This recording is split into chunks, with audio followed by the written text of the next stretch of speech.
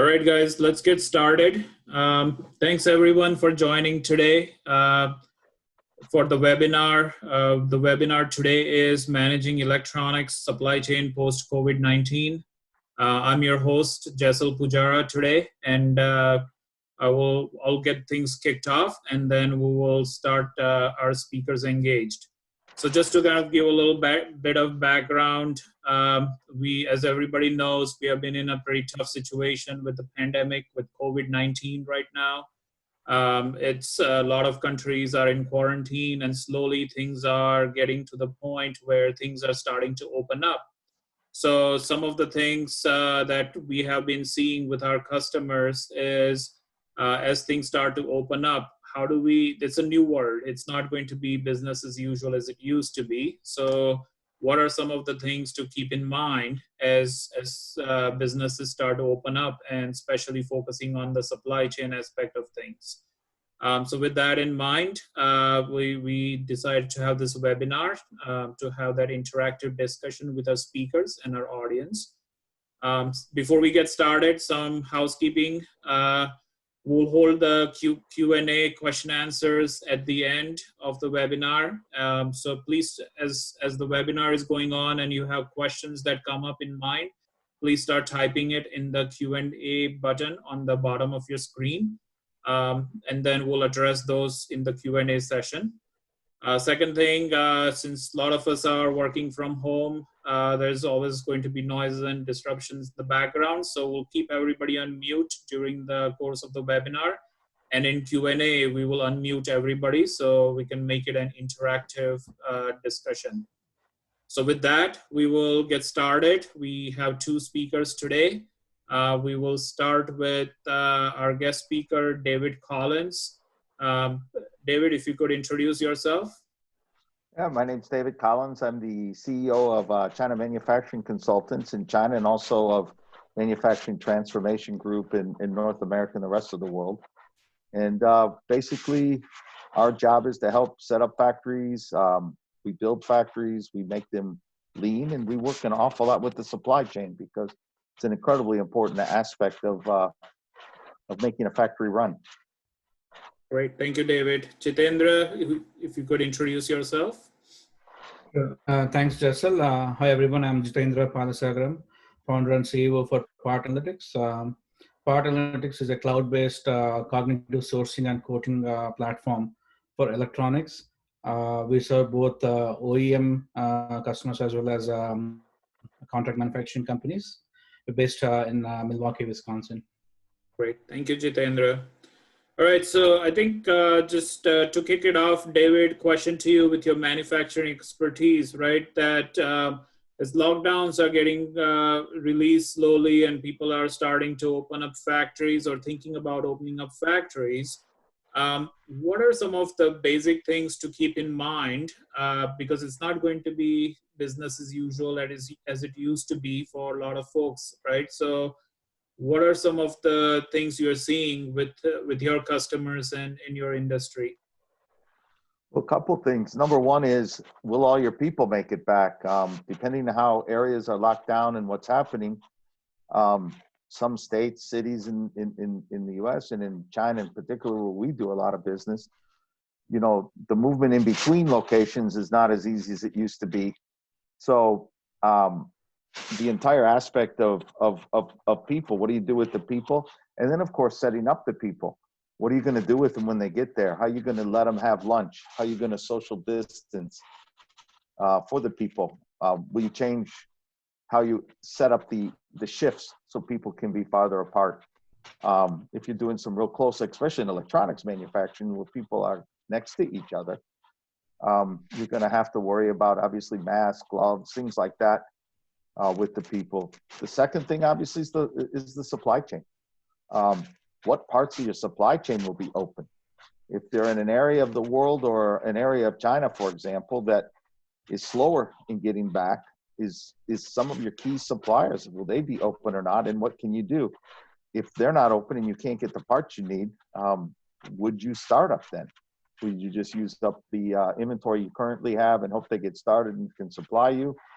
You're going to have to get involved, I think, very directly with your down chain suppliers, first tier, second tier, third tier, to see what's happening, keep going, to see really what's going on and what you can do. I think that'll be very, very important. Yeah, Jithendra, I think with the supply chain, with your focus in part analytics, focusing on tier 2 and lower components, what are you seeing from some of the things that you're seeing with your customers? Yeah, that's definitely been an area of focus. Even before COVID-19, a lot of the OEM companies and contract manufacturing companies are looking into digital transformation, getting better visibility through the supply chain. But now that's kind of accelerated that effort, where things are, it's really important to understand where your stuff is coming from, whether it's, as David pointed out, it's tier 1, 2, 3, all the way through the supply chain. So companies are looking at ways to get that information. The data is kind of, today, a lot of the companies, they have the data spread across multiple systems or different locations. So trying to bring all of the data together into one place, having your single source of truth, so everyone has the same visibility into where your parts are coming from, what are the risks in the supply chain, how do you unearth them early so they can actually take an action instead of being very reactive. Sure. So just to kind of summarize the points you guys made, right? So first things first, looking at the people working in the factory, as David mentioned, making sure you have proper, appropriate personal protective equipment or PPE in place, such as masks, gloves, hand sanitizers, things like that. Even how are you going to take the breaks for the people working in the factory? Are they going to sit together in the lunchroom, keep their distance, things like that? So those are some great points from manufacturing point of view. And then Jithendra mentioned some things around supply chain, making sure that you understand what your inventory levels are, what your suppliers' inventory levels are, where are the parts coming from, and proactively making sure that the supply chain is filled with the parts. Otherwise, opening the factories and not having enough parts, that is some of the issues we are seeing. So paying attention to that. So great guys, good inputs. David, you mentioned something around making sure that, around the safety of the workers and things like that. What are you seeing in terms of processes like managing the shifts, because a lot of plants are used to working single shifts or double shifts, with workstation layouts changing, increasing the space between the workstations and things like that. Are you seeing staggering work shifts and things like that? Some of the other changes that you are seeing in the factories? So yeah, it totally depends on what type of factory it is and what they make. Some of the factories that make some items are able to stagger shifts, do things like, I have one customer that's using 6.5-hour shifts, and then they're going round the clock. So they used to test and do their quality on the second shift. Now they're doing the tests and quality on the third shift. And the reason they're doing 6.5-hour shifts is to leave an hour in between each shift, so that the rooms don't get all clogged up with people, the locker rooms and things like that. But some factories can't do that. Some factories are very linear. You have to put in this screw, then you have to put in the next screw, then the next screw, and you can't do that. So if that's the case, maybe if you have 5 or 6 lines doing the same thing and you're only working on one shift, maybe you bring in 3 lines, so that, again, the locker rooms aren't so crowded, the cafeterias aren't so crowded. I mean, these are different items that you can work on, but it really, really depends. I came from the auto industry and then also worked in electronics. In the 2 factories, in the factories that I had basically in automotive, there's no way. You have to put the people right in line where they go, because each step of the way has to happen. Right. And that's similar with making most electronics, actually. There's not too many electronics factories that aren't mostly pretty, systematic down the line. This step, then this step, then this step, then this step.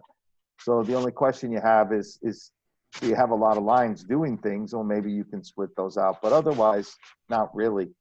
So that'll be hard for most people. But I really think that if you do it right, if you put the PPE in place, again, I was managing a Foxconn factory during the H1N1 in 2009 in Mexico. And we were quite a big factory. We had 3,000 employees, and so and we had two shifts running, 10-hour shifts, and we quite frankly made sure that everybody was clean. They washed their hands. We checked the temperatures. We did all the things that you should do for health and safety. And in the end, we didn't have any problems. Nobody got sick. We were able to manage it, and it kept going. So I really think people are going to have to do the same thing. We did manage the lines. We did make the lunches a little bit different, things like that. We kept the locker rooms cleaner. We tried to stagger people coming in at one time another, because we had 26 lines. So we could stagger the lines a little bit. Yeah. But those are some of the things we did to make it happen. Obviously, the management team was very involved.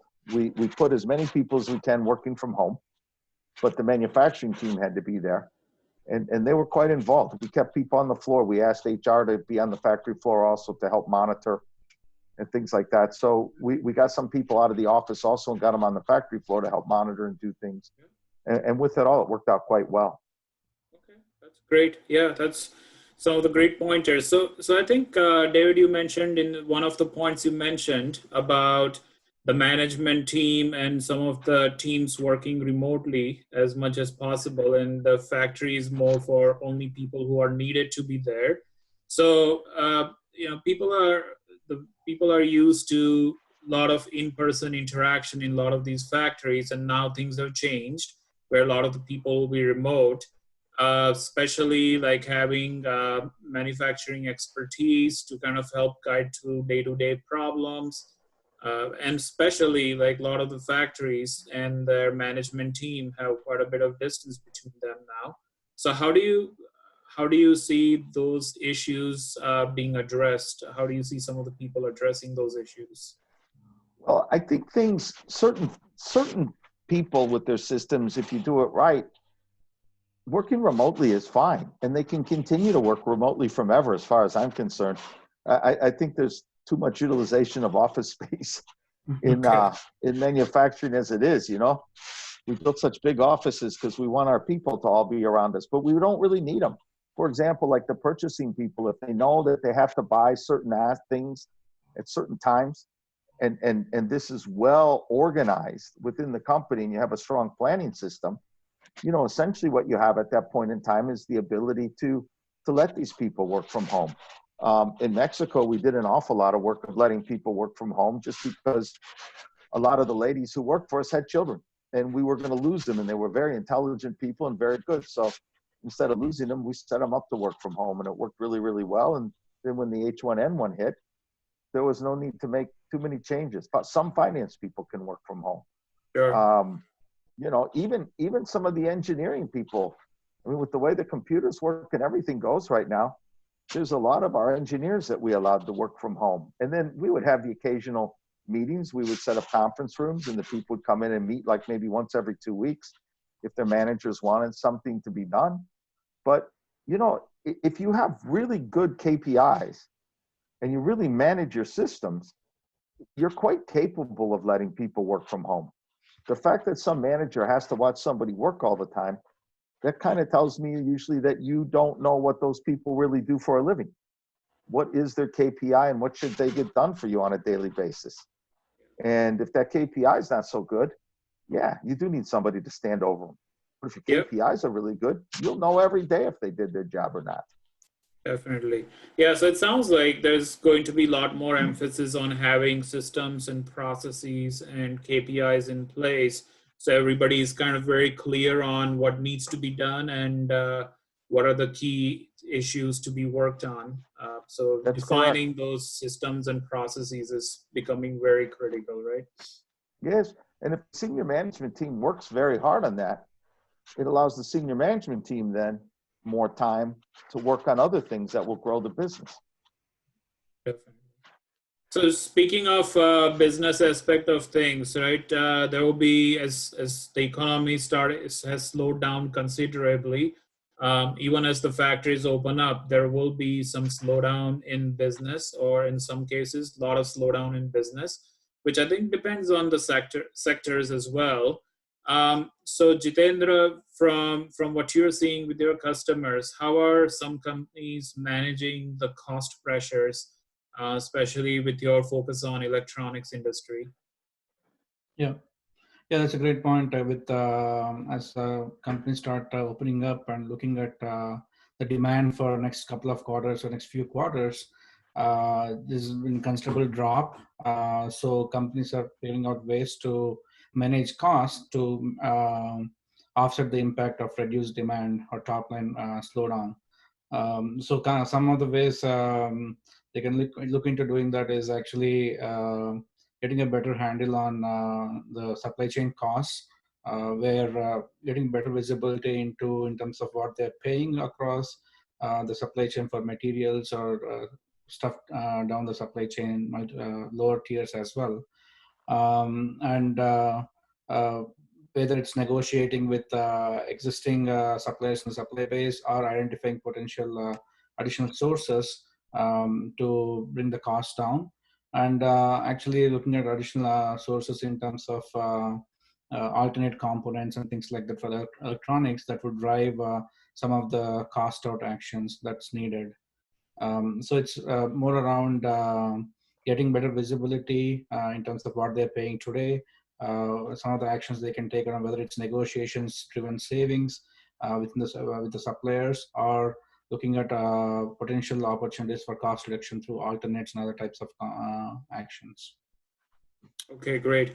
I think that those are some really good points. So to identify some savings opportunities to manage the cost pressures, either through better negotiations as well as also identifying lower cost alternates and getting those suppliers prepped up. So I think those are some great points, but those things take time, right? So how do you see your customers working through some of those challenges? Are there things that they can work on right away versus some of the things that you can start working on now, but the benefits will come a little bit down the road?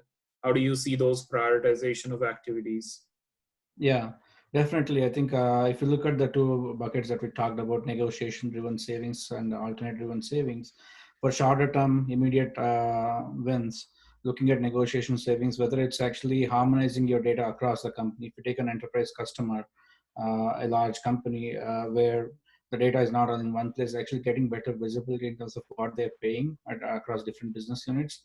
In our, some of our customers call them price harmonization, making sure you're getting the same price for all the parts that you're buying through different channels, or looking at opportunities to benchmark to the price that you're paying towards the public price or what other companies are paying. So one of the things our platform does is actually giving that better visibility on how does your cost compare to what other companies are paying.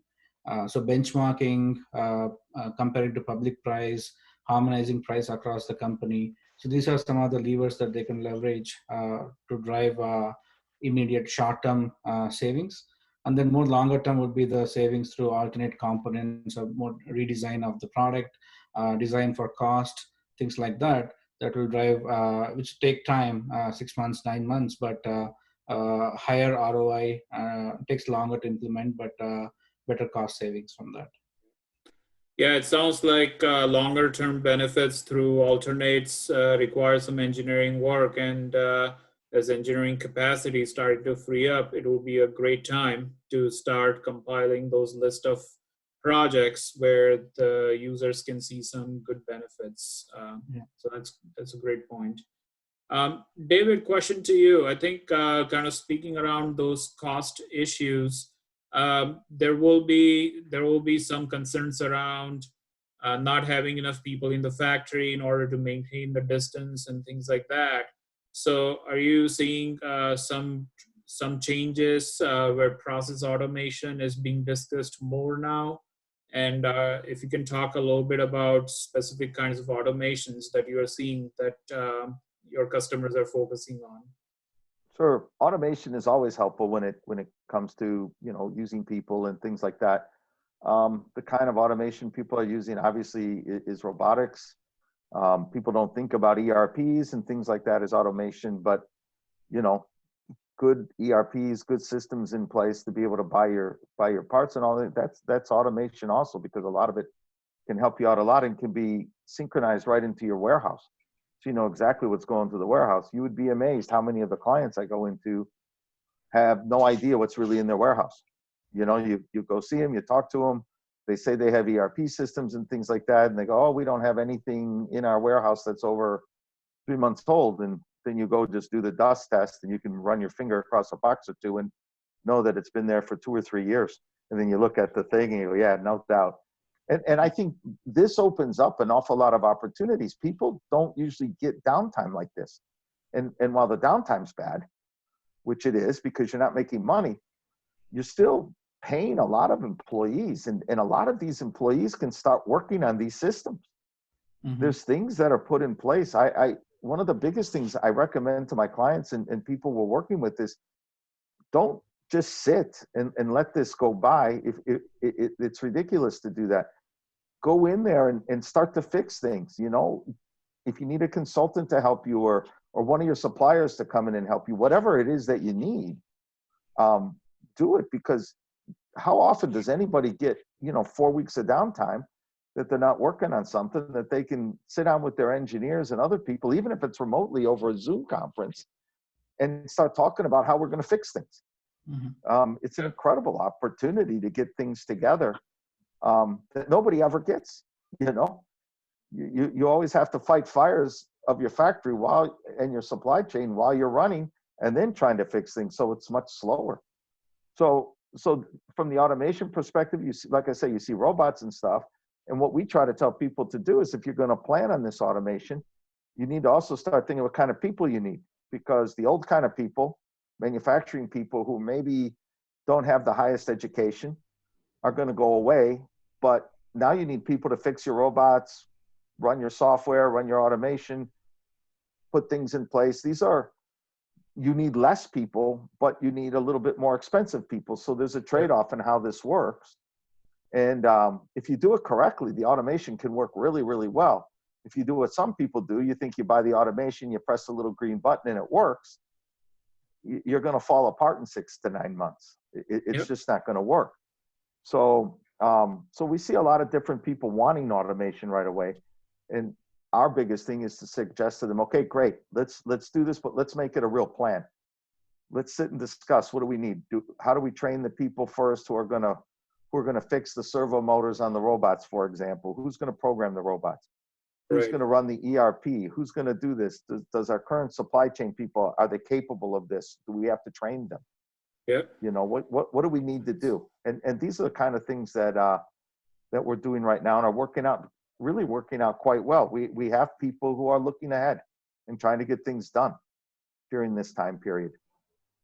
Yeah. And just to add to David's comments on that, as David talked about automation, it's not just robotics, right? He mentioned like some existing systems in place, things to automate some of that. And one of the things companies can look into doing is, if you look at supply chain, even purchasing, what are some of the things that could be automated so that the resources can focus more on value generating activities versus doing manual stuff. If companies are using spreadsheets and things like that, instead of spending time to consolidate spreadsheets and manual processing of data, try to automate that process so they can focus more on supplier development, identifying alternate suppliers, new suppliers, negotiating with suppliers, things like that drive business value versus some of the manual stuff they do today. Yeah. Correct. Yeah, and it sounds like a lot of these activities also helps I'm assuming it's helping your customers to kind of differentiate themselves a little bit, where they are more agile, they're more faster, more efficient, and it helps to differentiate themselves as industry is getting hit hard in terms of the amount of new business coming in. Yeah, definitely differentiate and then actually better serve their customers, end customers as well, right? If you look at contract manufacturing, by doing some of these things, in the end, they can serve their customers better, whether it's OEM or their end customer, whoever that might be. Speed of service, you can do things faster, faster response, and better value for their end customers by implementing some of these things. One of the things we tell our customers constantly, and I'm sure, Parts Analytics does the same thing, is this: there's a lot of people who can make electronics. I mean, I'm not saying it's a commodity, but making computers, making cell phones, things like that, there's a lot of companies who do this. So what differentiates you? What keeps you in business when you have the Foxcons, the Wistroms of the world competing against you, or maybe if you are Foxconn or Wistrom or some of these other big companies like that, what differentiates you? What differentiates you is really good planning, setting up your part system. People don't realize that the parts inventory, according to most Harvard Business Review and many other places, it's worth 25% of the value of the inventory that you have on hand. If you have $1 million on hand, that's costing you $250,000 a year to handle. Right.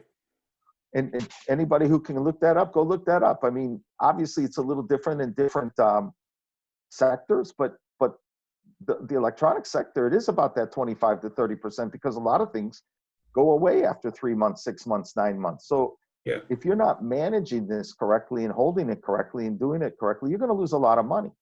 And so how do you differentiate yourself? You differentiate yourself because your customer designs the product and you're the one who makes it for a really good price. So people can have flexibility.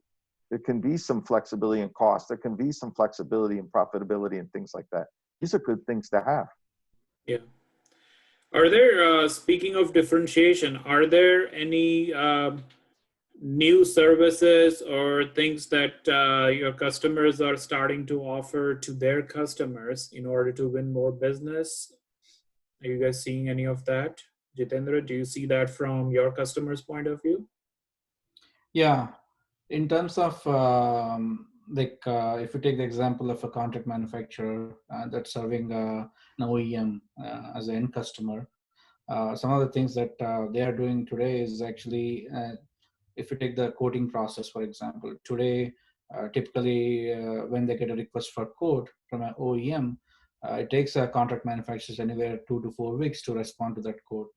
So they're looking at ways, how do they improve that process, speed up the process by implementing the newer technology that's available from different vendors.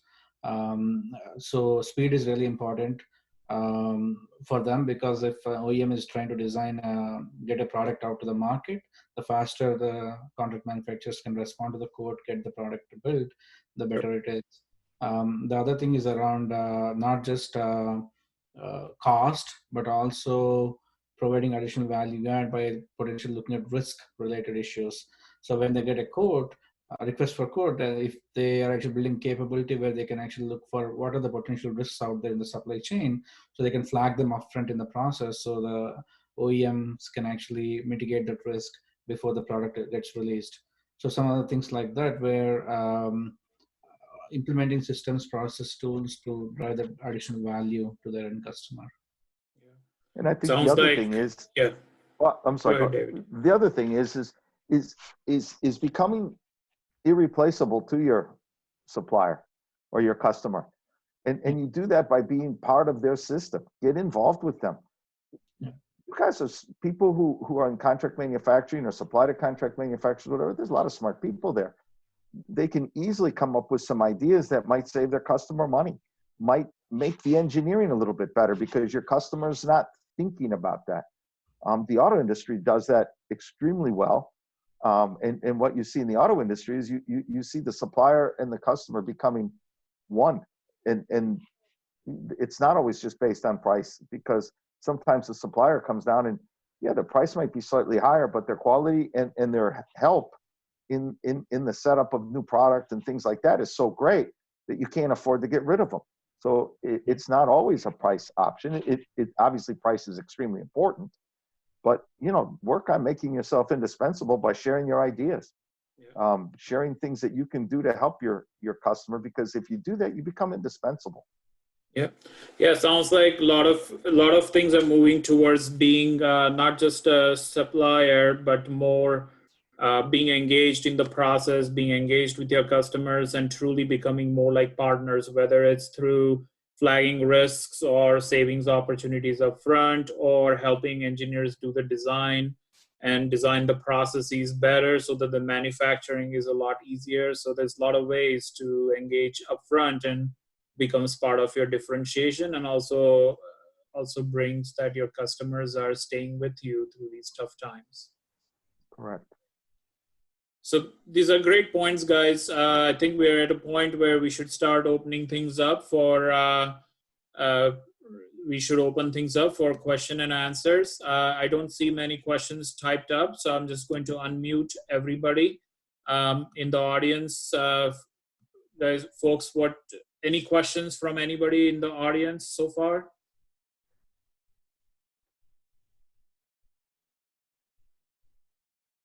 And if you would like to talk, you can unmute yourself, or you can type questions in the Q&A section.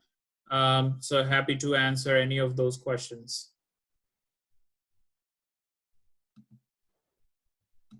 And we want this to be interactive. If you're seeing something different from based on what you're working on, please share your ideas, thoughts, what you're seeing with your customers in your companies as well. Yeah, any great tips or advice you can share with your peers, that would be great. Thank you. All right, so while we're waiting for any questions to come up, David, some questions for you. Okay, so I see a question that came up. Let's see. Are there any counterproductive activities that we are seeing that could cause issues and almost like fire backwards? So I think those are some of the great questions that just what are things to avoid, not get carried away in some of the direction. David, we can start with you on that. I think things that can be counterproductive is to not let your people, as they're coming in, have a sense of security that the workplace is secure and safe and things like that. Even if you have to go a little bit overboard to show that it's safe, put up some signs, do some things like that, to make it so that your people don't feel safe, that especially in places like China, Mexico, things like that, where people can just leave, and which they do. In the West, you don't see that as much, people just leaving and going to another factory so easily. But in China and Mexico, where I worked, and other places, Vietnam, people will leave. They'll just go to another factory very, very quickly. So counterproductive is not to really treat the people right, not to take care of them really right, and all. So this is definitely a critical aspect of what needs to be done. Yeah. And the other counterproductive thing that you can do is to not take care of your equipment in the same way. Too many people don't take care of the equipment really well. And when you're going to start up after you've been down for 5 or 6 weeks, not taking care of your equipment, doing the lubrication, doing all those kinds of things correctly can really hurt your factory too. Because if you start to break down right away, especially if you're a key supplier down the supply chain, if you start to break down, somebody might go looking for another supplier on you. So you have to make sure you're ready to roll. Definitely. No, those are some great points. I think another question that came up is what countries or regions do you guys see would benefit from the diversification of the supply chain, which is likely to occur between the tariffs that were earlier in the early part of the year and late last year, and then now the COVID-19 effects. I'm sure a lot of companies are thinking about diversifying their supply chain. So any thoughts on some of the trends you're seeing geographically, industry-wise, and any other ways? Yeah, on the electronic side, as you pointed out, Jesil, that you already start seeing some of that movement from China to other countries in Asia because of the tariffs and what are the other reasons for some of the things coming back to Mexico, to North America region, for example, some of the manufacturing coming back to Mexico. But now there is also talk about even semiconductor manufacturing. You don't think of it, but some of the manufacturing might be coming back to the US, for example, where predominantly it's concentrated in Taiwan, China, that region, but some of the things might come back to even the US and semiconductor manufacturing side. So shift to some other regions within Asia, but there's also some coming back to North America region, Mexico, and maybe the US as well. I see the same thing. I see people wanting to put some key products close to the supply chain or as close to the end users they possibly can. You see it in Europe. People are going into Eastern Europe a little bit, Mexico, even Africa right now is starting to get. I'm currently in the Middle East, in and we have clients coming to the Middle East because it's right in between Europe and in Asia, and they offer an opportunity to put some factories here. So people are looking like crazy at diversifying and not putting all their eggs in just one basket at this point in time, which rightly or wrongly is going to happen. I think the one byproduct of the COVID is people aren't going to be as dependent on one area and one region as they were in the past. Shenzhen, China is obviously the king of electronics. Yeah. And I think some of that's going to be hurt because of this. Shenzhen's going to maybe lose some business as people move around and things like that. Because right now in Shenzhen, I mean, everything's there. It's unbelievable. Yeah. And that's a great segue to the next question, right? That as people are thinking about diversifying their supply chains and looking for new suppliers or partners to help them with it, it's good for the suppliers to provide those additional value that you guys talked about before. So one of the question was partnering with your suppliers in terms of defining automation and processes and things like that. One of the question was, how long does it take to go from making those kind of changes, right? Adding some kind of automation and training the employees to do the maintenance and getting things up and running. How long typically do you see that? And do you see the suppliers and their customers partnering in these kind of processes? Oh yeah, I see people partnering, which I think is a really good idea. Guaranteeing if you put in some automation, one way is to guarantee you some business. Some companies will even, give loans and invest.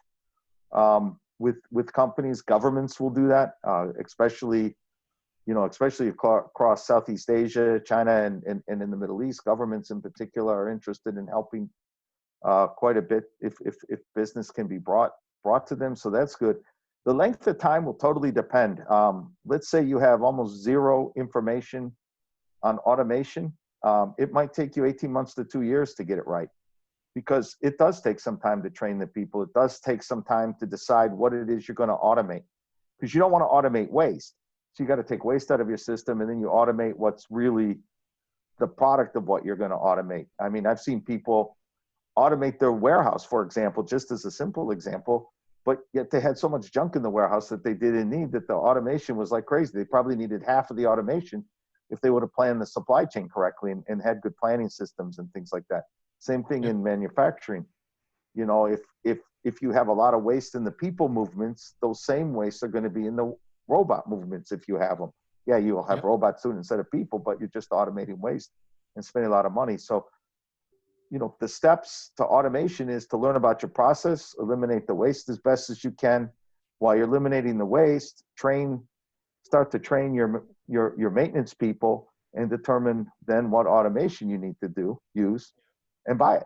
And then it works out quite well. I mean, there's some very good steps in doing it. And if you do it correctly, you can get some very good stuff done in 18 months. Yeah. That's great. Where it's really, really running, I think it takes 2 years. It's not an easy thing. If somebody thinks they can do it in 3 months, they're going to be in a shock, because they'll have breakdowns and they'll have programming problems and they'll have issues. You need to do it correctly. Automation is great. It's just like any good thing, it takes a process to get it done properly. Yeah, great point. Jithendra, are you seeing? Go ahead. Yeah. Any automation from supply chain that you're seeing? Yeah, to add to David's point, I think coming from a different viewpoint around the process automation, or let's say if you take purchasing process within supply chain, with some of the new technology providers out there, cloud-based solutions versus if you think of implementing an ERP, back in the day or even recently, it's a 3-year, 4-year project, millions of dollars of investment. Now things are much different with cloud-based solutions, where you can actually get from initial discussion to implementation within a few weeks, and you can start realizing benefits from that implementation, right? So the technology improving and cloud-based solutions, it's much easier to actually automate some of this manual processes around supply chain and purchasing. And the ROI is also much faster. But one point I agree with David is that you have to do it right. You have to understand your current process, make sure, figure out where it makes sense to automate, not everything. So that's really important. Yeah. Sounds like it's a long-term commitment, right? Whatever you do, it's not something you just whip it up quick and implement it, and then you can pull it back later as things get better. These are the changes that are going to affect the customers long-term. So keep that in mind as you make those changes that you're committing yourselves for long-term. So great points. I think there's another question around somebody mentioning around the communication, right? That a lot of people are used to meeting their suppliers, meeting their engineers in person, and talk about some of those things. Remote working is great, tools are great, but it's never as effective as meeting in person and some of the things that you see that you can't see now. So any examples that you guys could share that you're seeing with your customers, some specific examples that they're doing to help things make it as smooth as possible?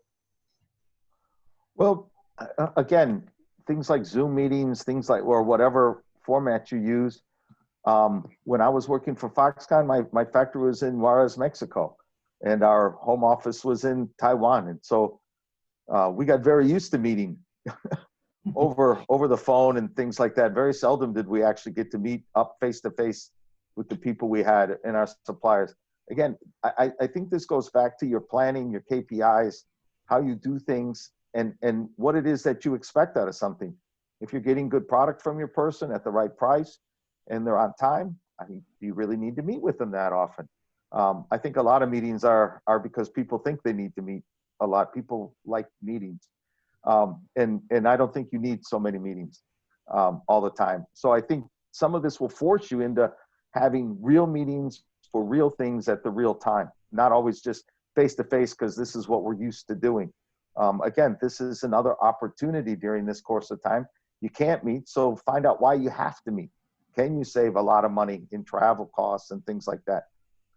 Right now, for example, we're doing things in China for customers who are used to having their engineers in China, but they can't. So what are we doing? They asked us to go in and represent them, but they don't have 10 or 11 engineers there like they normally do. They have 1 or 2 people from our company there helping them.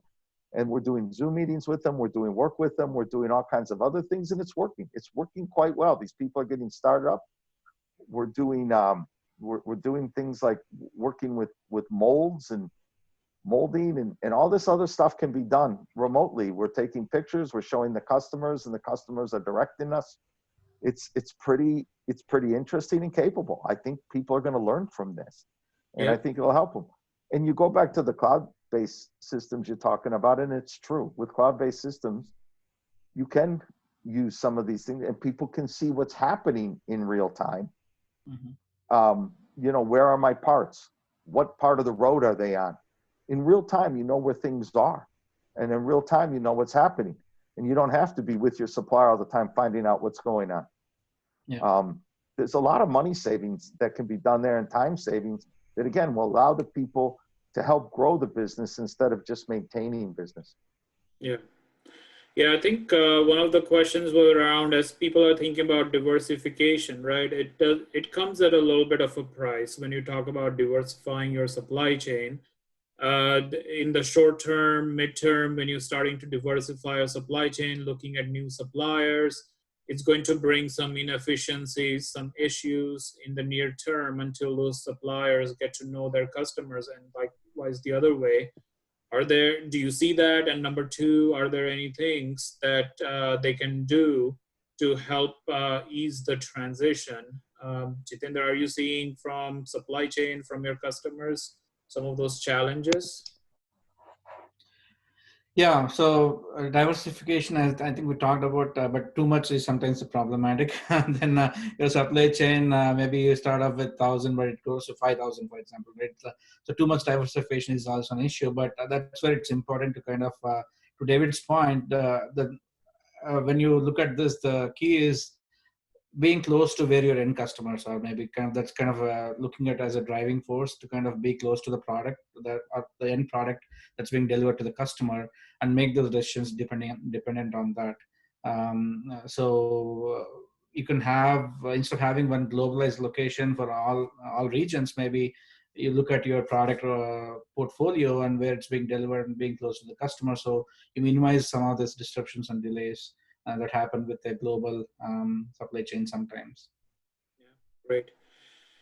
All right, guys, I think we are a little bit over our time. So just any parting thoughts based on the discussions we had today? Any last pointers, some of the key highlights you would like to point out to our audience from each one of you? David? I think the most important thing is to use the time you have wisely right now. You don't have a whole lot of people in your factory. It's a great time for purchasing to understand what they can do to make changes. Good time for supplier quality. Good time for manufacturing to plan some things that they need to do. It's a really great opportunity. It's not great for the company, but it is a great opportunity for people to plan if they're smart and use their time wisely. And then take into account the people that are coming in. They're going to be nervous. Make them feel comfortable by going overboard with their safety and taking care of their safety. People should expect to go home in the same condition that they came to work in. So if you can help them feel that they're going to do that, they'll take good care of you too. Jithendra, any last minute thoughts? Yeah, I'd just like to thank everyone for joining, and be safe and healthy, and hopefully it's a new normal for everyone, so we are getting used to it, so we'll get through this. Great. Thank you, guys. Thanks everyone for joining, and we'll share the recording in next day or so with everybody. And please reach out to us or our speakers if any feedback or any questions. We look forward to doing more of these in the future. Thank you. Have a great day. Have a good evening, and we'll join again soon. All right. Bye. Thank you. Thank you. Bye.